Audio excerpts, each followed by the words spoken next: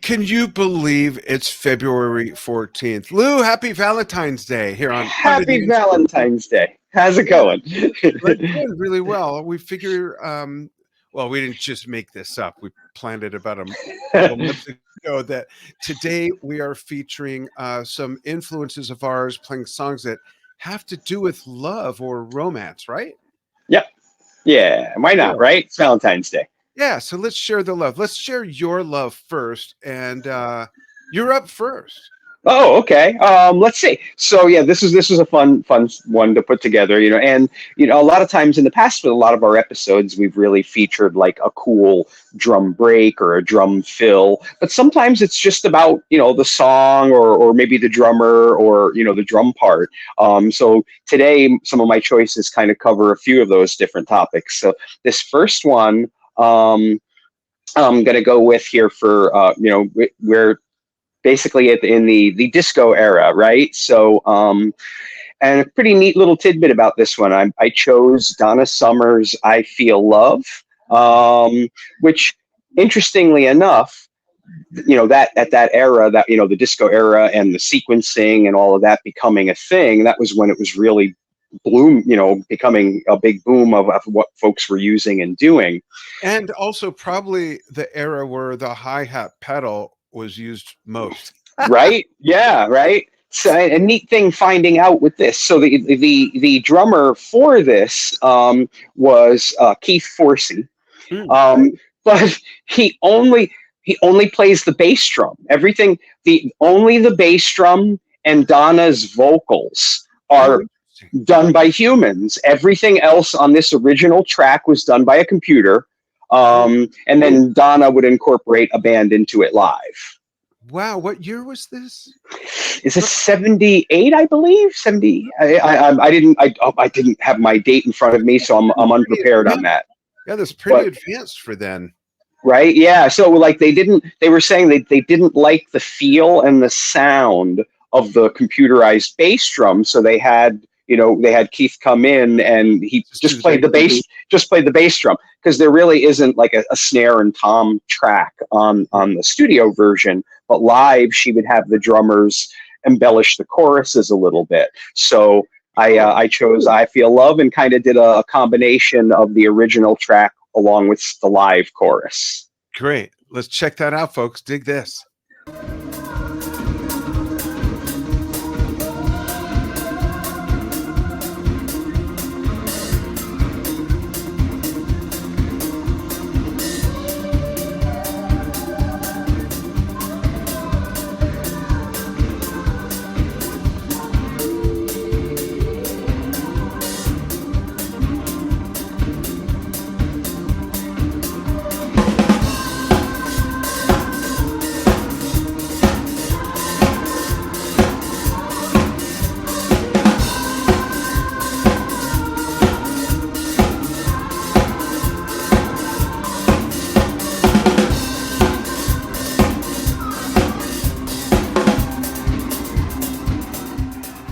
That's a pumping beat. That's cool. Right.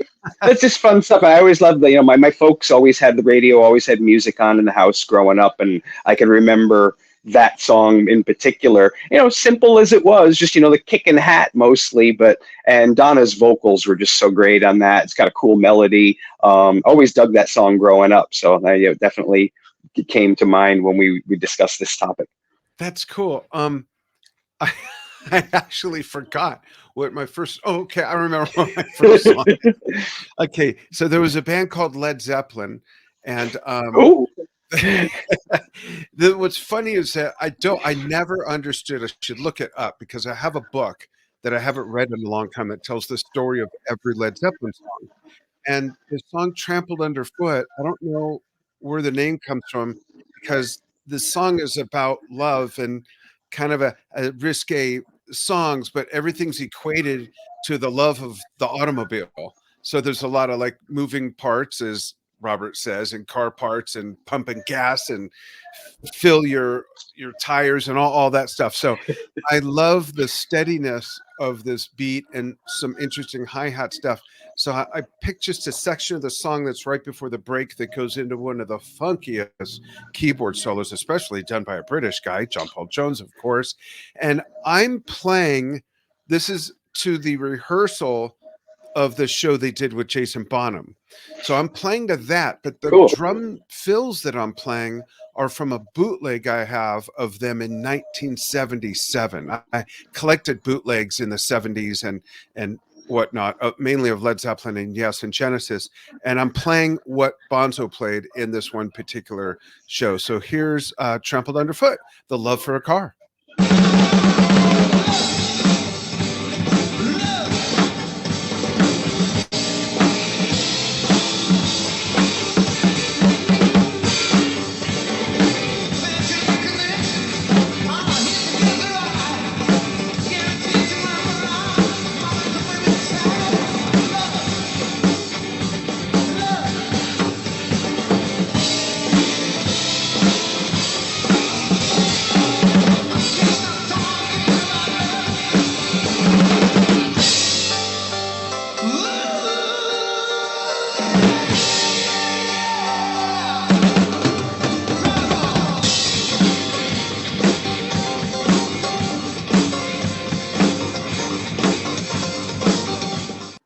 There you go.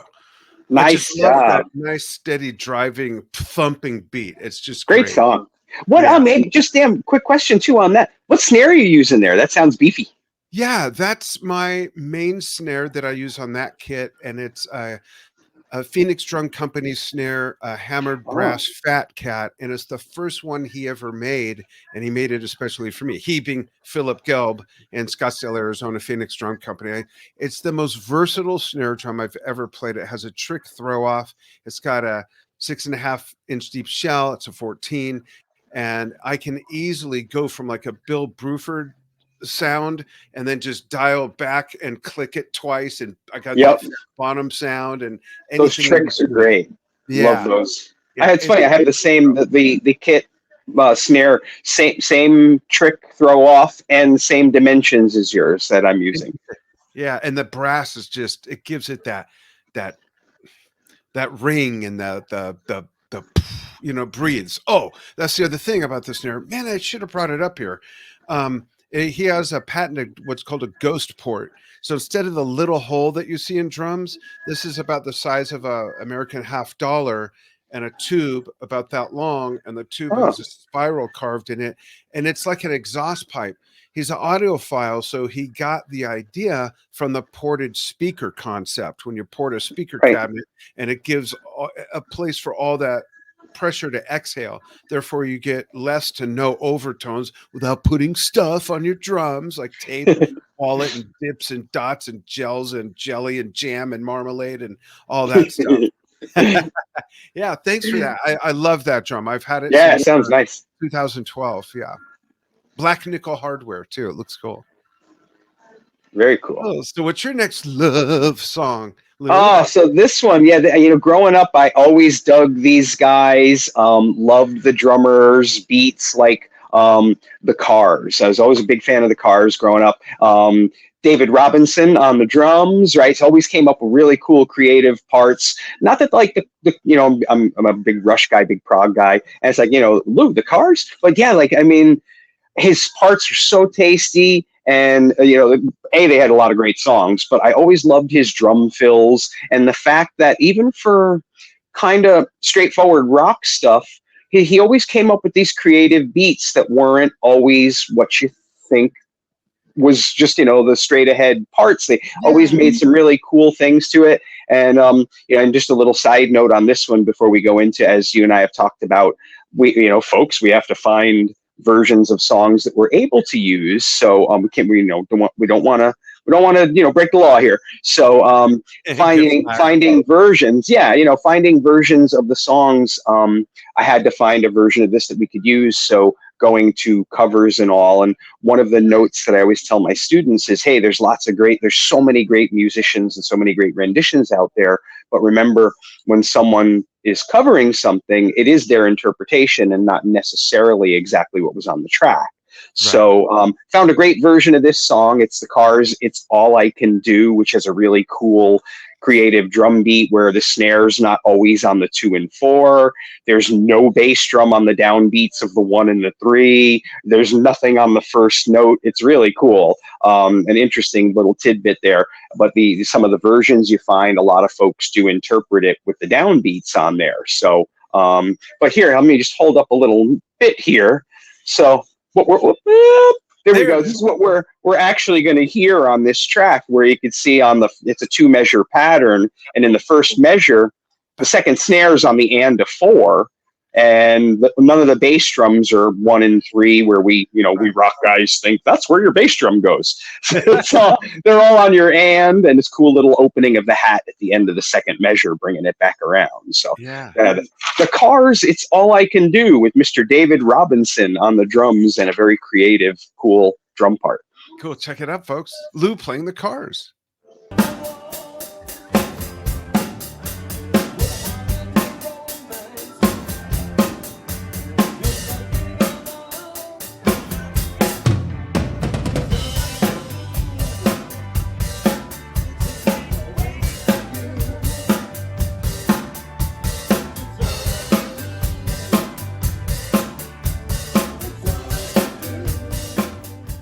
Very cool. It's such a great example, and you put it perfectly, Lou, how he added so much to these simple, straightforward songs, but without like overplaying or anything. He just kind of twisted some things around, had some tasty fills and placements that just made their music so much more with just that little bit of extra, you know?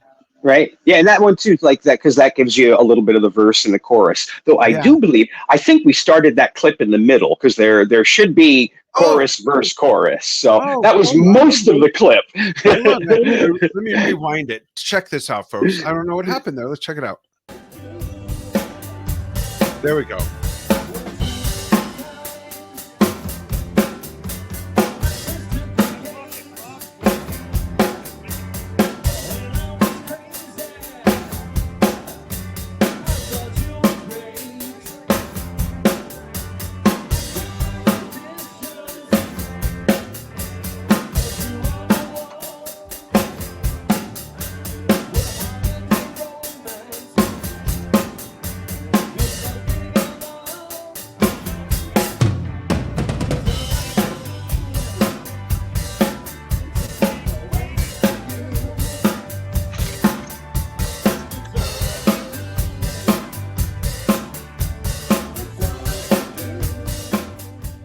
Yeah, yeah, absolutely. And the other thing is that that beat leaves room for the vocal line to come through, and Yeah, it's easy to do it the right way if you keep in mind the bass part that the drummer is augmenting, playing with, or vice versa. They're playing right. together, you know. Yeah. So that little rule of thumb, folks, along with Lou's notation. Yeah, absolutely. My next one, believe it or not, is also about the love of the automobile and the car, which is so Americana, right? But it's funny, all the bands I'm using are no, two of them are British, one is not. This one is Roger Taylor playing the drums live and singing. And it's interesting when he sings lead, his voice is so different from when he does harmonies, because he does like operatic Right. harmonies, but when he sings lead, his voice is actually quite raspy. And I love the space that the guitar and bass guitar give the drum part to do its thing while he's singing through it. So if I remember right, I start the song like right before the bridge, where you see or hear the example of what I just described. Another just nice, solid beat that has some groove to it. So check this out.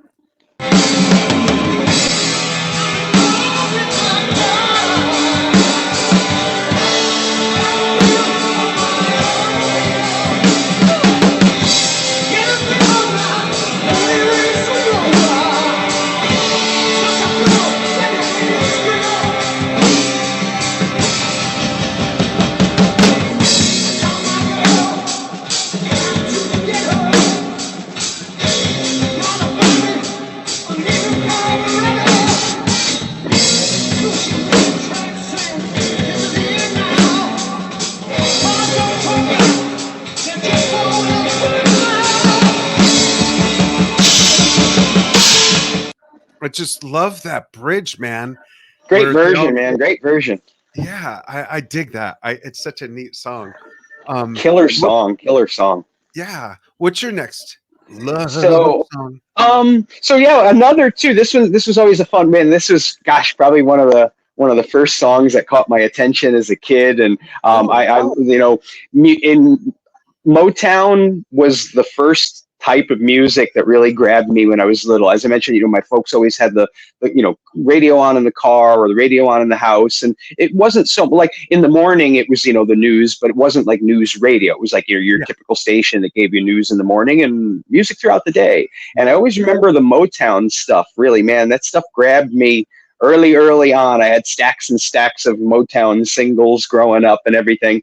And loved the Jackson Five when I was a Oh, kid. for sure. And so this one, yeah, went with "I Want You Back." So sticking in our love song theme. So and that's Mr. Gene Pello on Yeah, drums on that one. Although I see there's some info out there too that because Jameson, who also played drums with them for a long time, sometimes gets credited. But if you typically, most of the research I did on the personnel for this session, it's Gene Pello on drums for the original studio version of "I Want You Back." Just really cool. And I love that our songs basically today have all been, the songs that we've picked are great drum stuff, but it's all really been about the song and the groove, right? It's like yeah. we're not like really featuring some wacky, Big fill. crazy Right. hard part, or this is in 1720, or this, they're all just like really great drum parts for really great songs. And that's the drum piece behind "I Want You Back." I always thought was just such a cool. It's got some funk and good space, grooves to it, but it leaves these nice openings and everything. Again, finding the right version Yeah. was a This little has got to be tricky. early 70s. Well, this is actually a cover. I couldn't find a great, but yeah, the But when did original the track. song come Yeah, out, though? The song must have come out like it's, yeah. I think I want to say it was seven. Is it 72? I didn't. Yeah, I should. I'm usually more prepared with my dates on these, but I was a but it's unprepared today. yeah, just to give people kind of the context of, for those who don't know, there are a lot of younger, and even older, but lot of younger people who don't know what Michael did before he was Michael. Yeah, You know? right. Yeah, Yeah. So right. This is cool. Michael Jackson singing at probably age 8 or 9 or so, with the guys playing. His brothers did play on some of the tracks, Yeah. but unlike what you would see sometimes in the TV show and the cartoon, the Jackson Five wasn't always just them making up the whole band. They did have some other musicians played behind them, especially in Yeah. the studio and whatnot. Yeah. So you had some really killer Motown musicians and all playing on some of their stuff back then. So yeah, picking the song "I Want You Back." It's got some really cool drum stuff. You'll hear underneath though the cover version I have. They do a really cool jammin' live version of it, but I like to always try and incorporate typically the drum part that was on the studio version, so you Yeah. can kind of hear that what I'm playing is a little bit different than what's going on underneath, because I'm playing the studio track where there's a band playing a pretty cool, funky live version underneath. Cool. Check it, folks.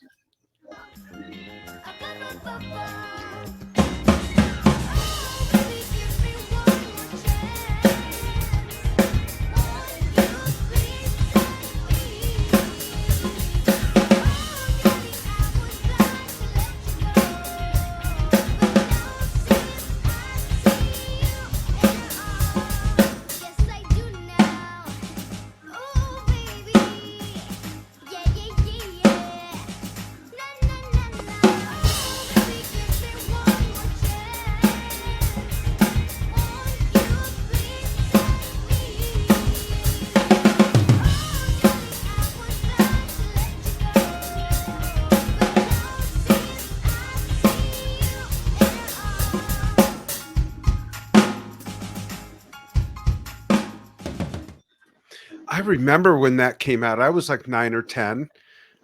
That's a cool grooving song, man. It is. Right? That's always that's just a cool. I mean, it was a fun. As a kid, I loved the melody and all, but like the drums and that's a pretty funky song, and I just remember really digging the choruses, the way the drums do that bump bump da. That whole little part was just like so tasty. I always loved that part. Awesome. This may surprise people, but my third song is also a love song for cars. Um, this one I thought of last moment when I could not find a good version of the one I wanted to play, the one I messaged you about. And bless his heart, Stephen, I asked him at the same time I asked you. And do you remember me texting you saying, "Oh, no, I found a different song"? I forgot to tell him that. So as soon as I stopped recording and came up the stairs from the studio, I got to the top and he sent me a great version of the one I was looking for before. So I'm going to play it on a vlog, Dan's almost daily vlog sometime in the next week or so. But this one is by a flash in the pan that, sometimes bands come and go. And, I like turning people on to new music and new bands. This is a Canadian band called Rush that had a little run. And the song is Red Barchetta. Like, duh, a love song for a car. Are you kidding me? How did I not think of that one first? I'll give away the other one. It would have been Highway Star. But this, I recorded a lot of it. And then I had to decide which minute am I going to use. And, I could use that really cool part where it goes into the dun, dun, dun, dun, dun, dun, but there's no lyrics. So if it's a love song, I got to incorporate the part that expresses the love. So here's what we ended up with, me sloppily playing through a song I haven't played in a long time. Love this song. Check it out.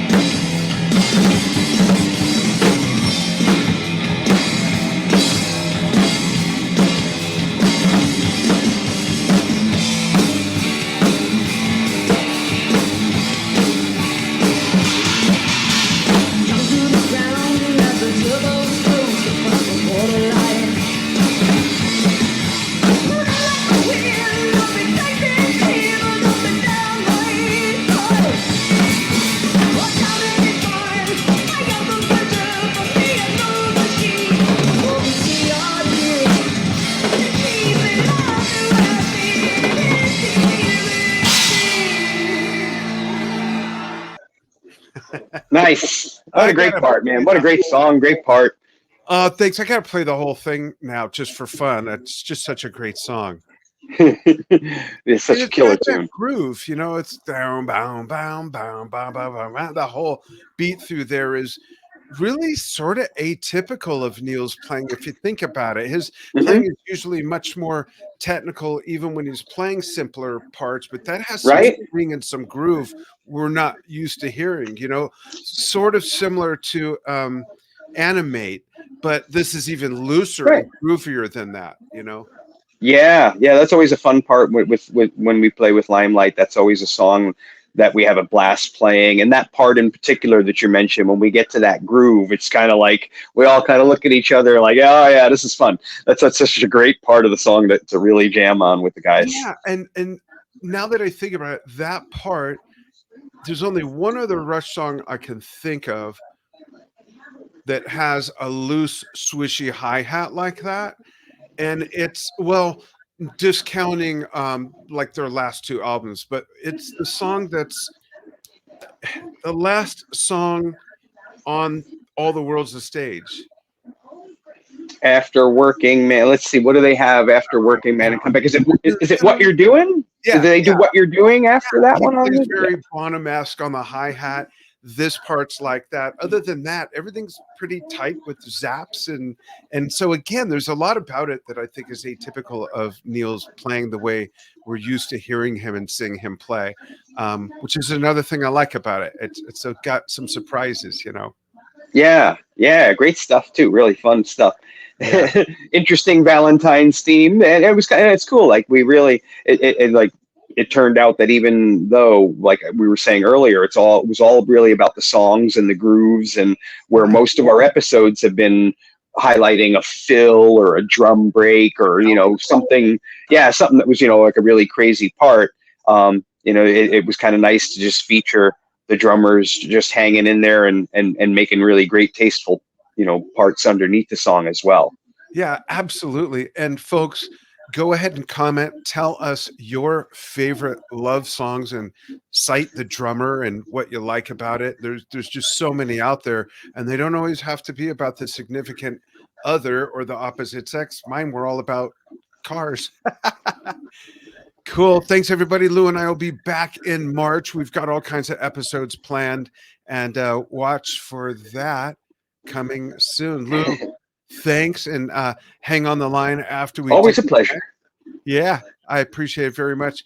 And everybody, thanks so much for following what we do. Go to www.drumtalktvbrilliance.com and see what we have going on there. Thanks, everybody.